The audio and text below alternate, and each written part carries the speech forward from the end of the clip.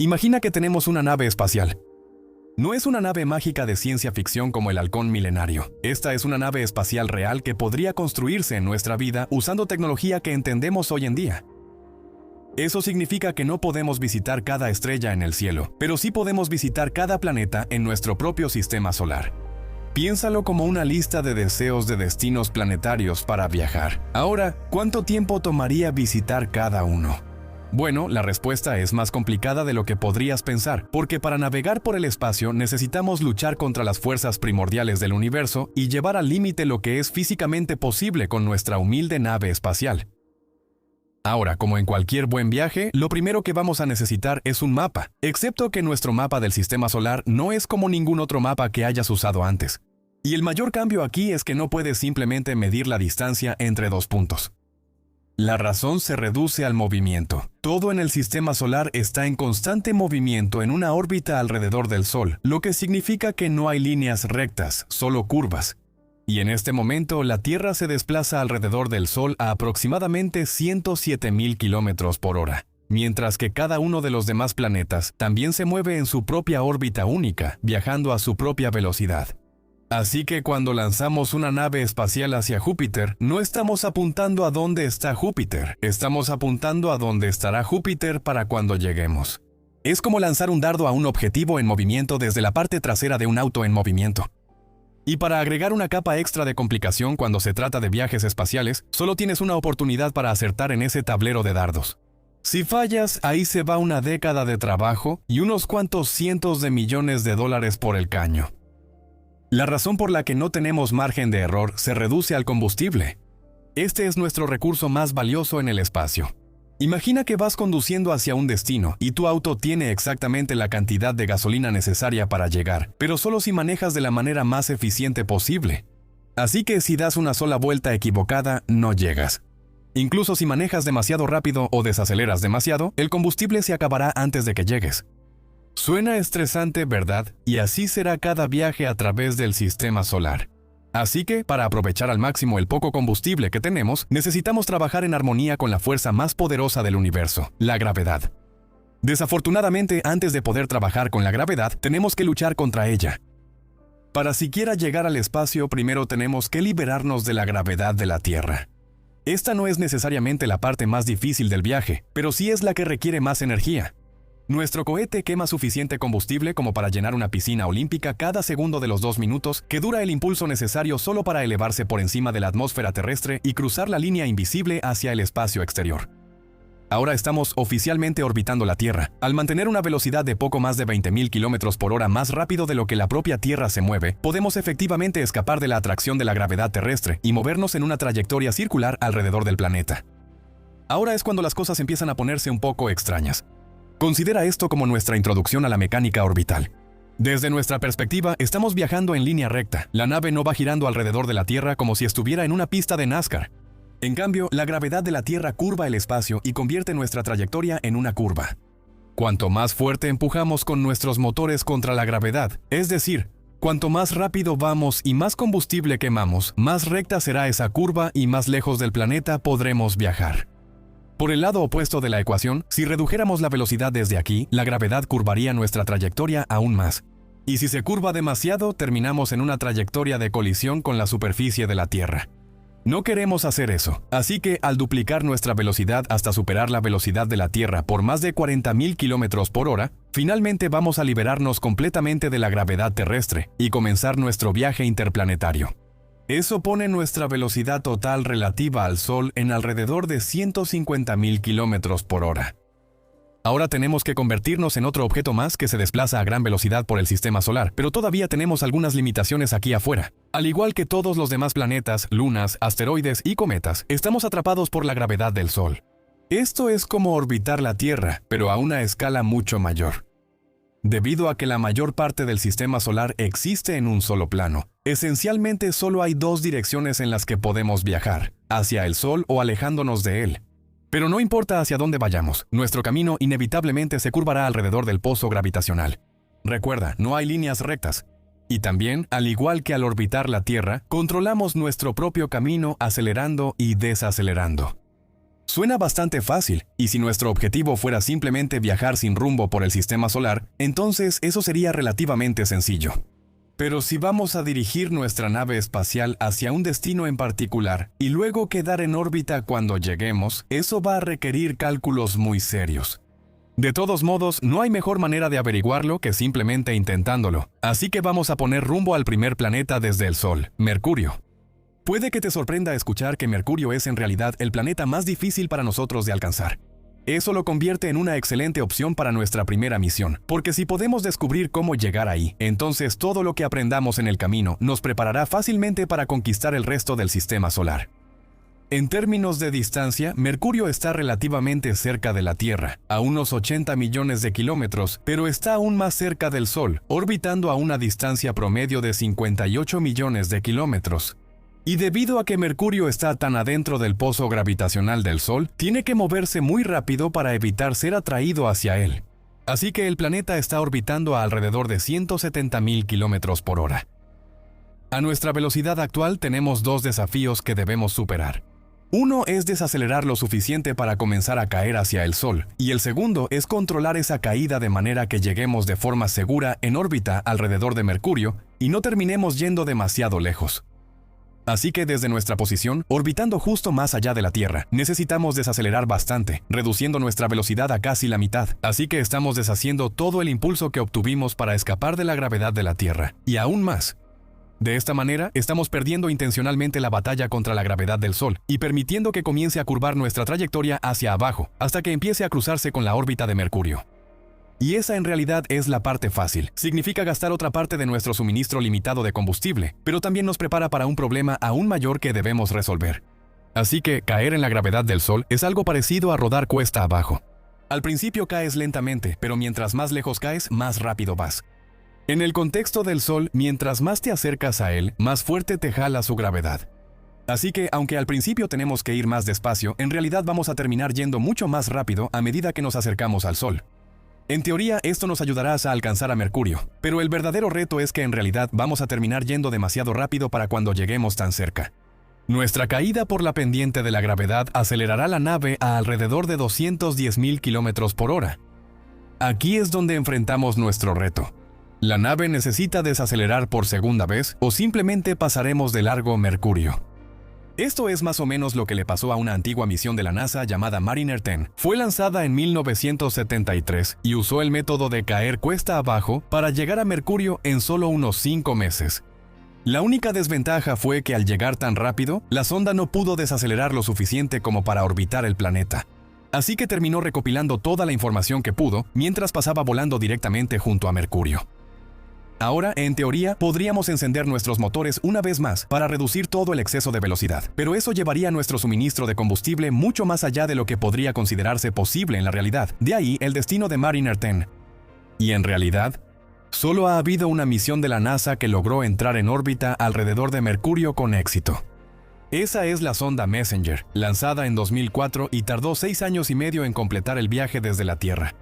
La razón por la que tardó tanto es porque esa sonda utilizó la gravedad de la Tierra, Venus y Mercurio para lograr el mismo resultado que quemar una cantidad imposible de combustible. La gran desventaja es que va a requerir múltiples vueltas alrededor del Sol, para que todos esos encuentros planetarios funcionen a nuestro favor. De ahí el viaje de varios años. Así que, siguiendo el camino trazado por la sonda Messenger, nuestro primer objetivo en el viaje a Mercurio será en realidad el planeta Venus. La idea es que estamos cayendo hacia el Sol de tal manera que vamos a pasar justo junto a Venus, y el objetivo será acercarnos lo suficiente a ese planeta para que su propia gravedad comience a afectar la dirección de nuestra nave espacial. A esa maniobra la llamamos asistencia gravitacional porque básicamente la usamos para ayudarnos a dirigir nuestra nave. Y si la gravedad es responsable de cambiar nuestra dirección, eso significa que los motores no tienen que hacer tanto trabajo, y eso significa que conservamos nuestro combustible. En este caso, vamos a acercarnos de tal manera que la gravedad de Venus jale nuestra trayectoria un poco hacia arriba. Así que todavía estamos cayendo hacia el Sol, pero ahora la pendiente no es tan pronunciada como antes. Esto nos va a permitir dar toda la vuelta alrededor del Sol y alcanzar a Venus de nuevo para una segunda asistencia gravitacional.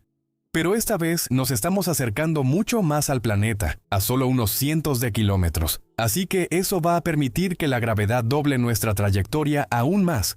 Y este cambio de dirección nos prepara para nuestro primer encuentro con Mercurio.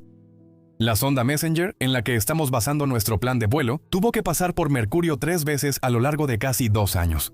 Con cada encuentro, la gravedad de Mercurio desvía la trayectoria de nuestra nave espacial un poco cada vez, acercándonos cada vez más a igualar la órbita del propio planeta. Y después de la tercera asistencia gravitacional de Mercurio, finalmente estamos lo suficientemente cerca para hacer una última corrección de rumbo e insertar nuestra nave espacial en una órbita estable alrededor del propio planeta.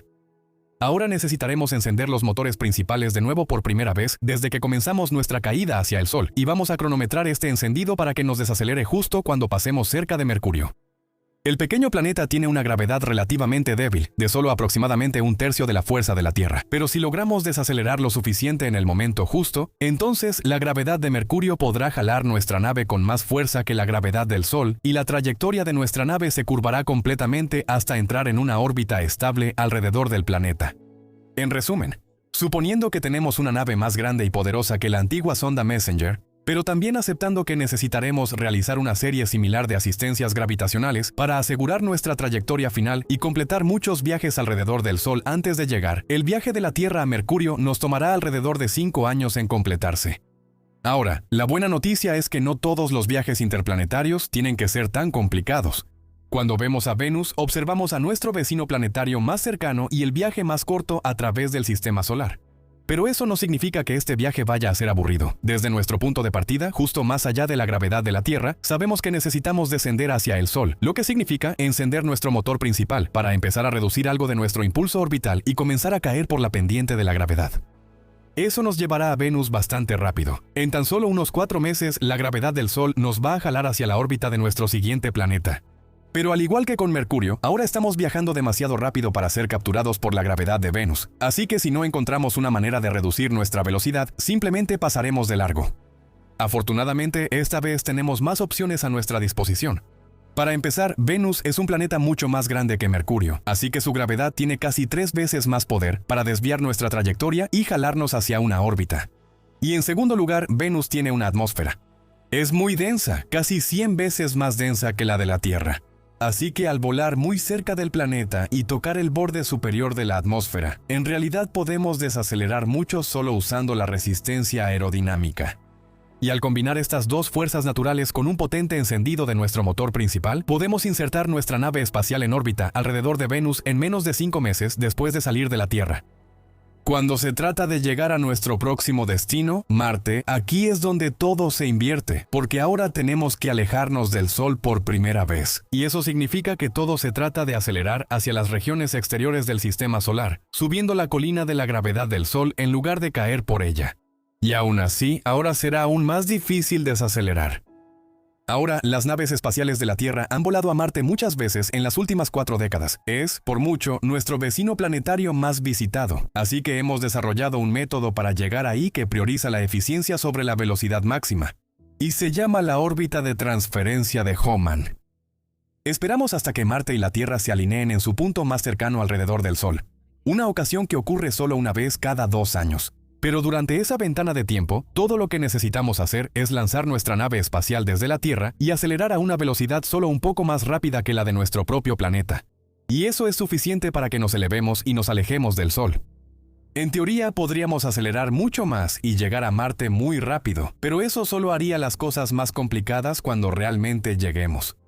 Porque Marte está más lejos del Sol que la Tierra, viaja a una velocidad mucho más lenta. Así que si estamos acelerando lejos de la Tierra en este momento, entonces vamos a necesitar desacelerar mucho para cuando lleguemos a Marte de alrededor de 150.000 km/h a 86.000.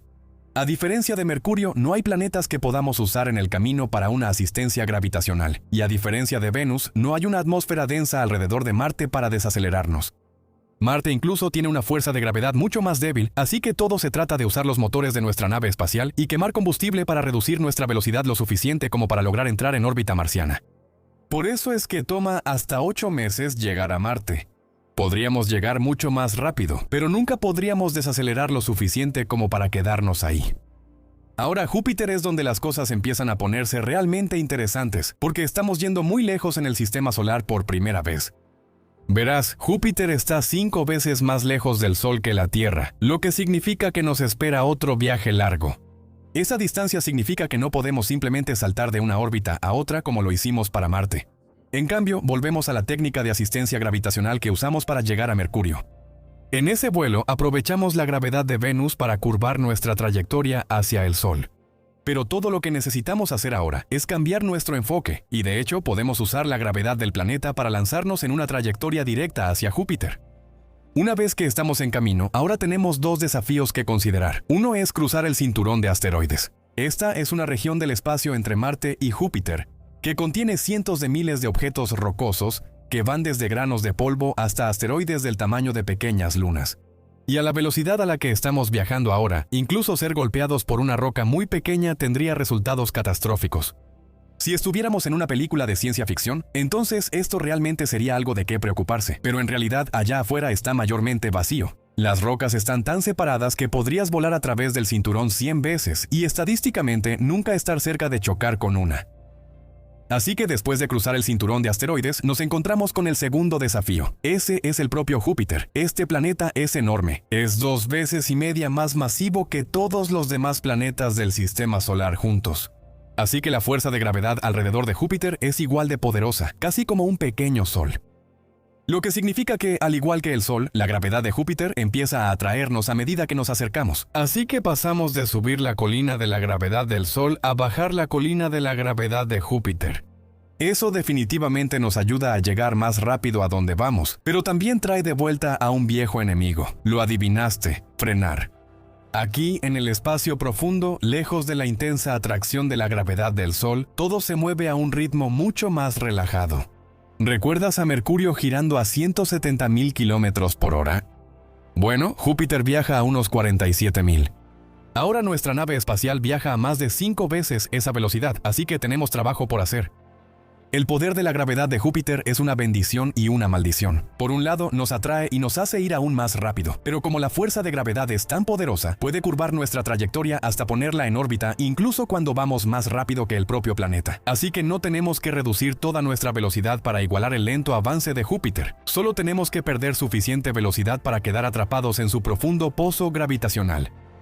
Cuando la nave espacial Juno de la NASA se acercó a Júpiter en 2016 por una trayectoria muy similar a la que estamos tomando hoy, la sonda tuvo que encender su motor principal durante 35 minutos seguidos solo para perder suficiente velocidad y lograr la captura orbital.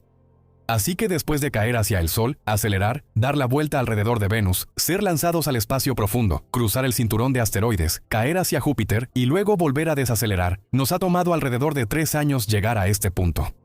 Ahora viene una pregunta muy divertida. ¿Qué pasa si no desaceleramos en Júpiter? Bueno, así es como desbloqueamos el resto del sistema solar. Así que, para llegar a Saturno, lo hacemos todo de nuevo, pero esta vez usamos la gravedad de Júpiter como una resortera. Si mantenemos nuestra velocidad, iremos demasiado rápido para que la gravedad de Júpiter nos atraiga por completo, pero aún tendrá suficiente fuerza para desviar nuestra trayectoria mientras pasamos cerca. Es como caer por una colina, dar una vuelta cerrada a la derecha y luego volver a subir la colina. Así que toda la velocidad extra que ganamos al acercarnos a Júpiter, la perdemos cuando nos alejamos. Las colinas como que se cancelan entre sí, pero la curva en nuestro camino ahora nos ha dirigido directamente al planeta Saturno. Nuestro mayor desafío ahora es simplemente la distancia. Cuando ves un mapa típico del sistema solar, Júpiter y Saturno pueden parecer bastante cerca uno del otro, pero eso solo se hace para crear una ilustración que sea fácil de leer en una sola página. Porque en realidad, Saturno está casi al doble de distancia del Sol que Júpiter. Así que terminamos pasando varios años simplemente viajando entre los dos gigantes gaseosos, pero eventualmente los anillos de Saturno empiezan a aparecer ante nuestra vista. Ahora, aunque Saturno es realmente grande, similar a Júpiter en tamaño, en realidad es mucho menos masivo, con solo alrededor de 1/3 de su peso. Eso significa que solo tiene alrededor de 1/3 de la gravedad.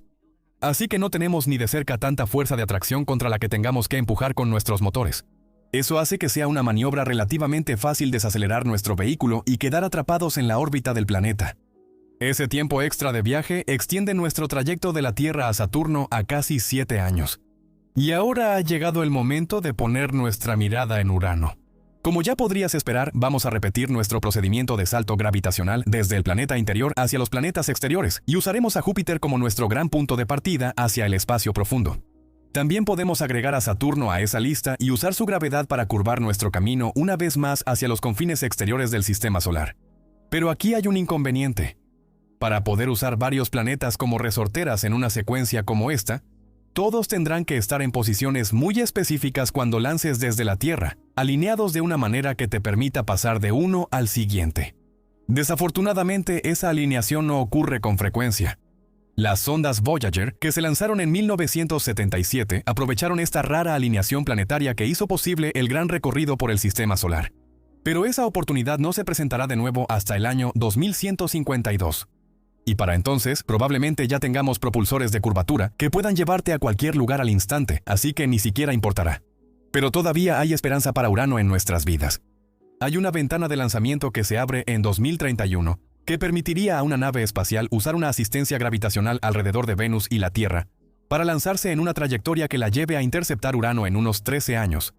Eso no está nada mal, considerando que la sonda Voyager 2 tardó unos 9 años en llegar usando una alineación planetaria muy especial.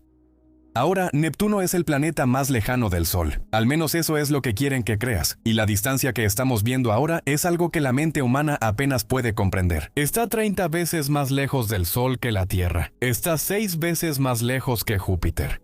Aquí afuera, la luz del Sol apenas se percibe. Después de usar una asistencia gravitacional de Urano, la sonda Voyager tardó otros 3 años en llegar a Neptuno viajando por inercia, aproximadamente 12 años en total de viaje.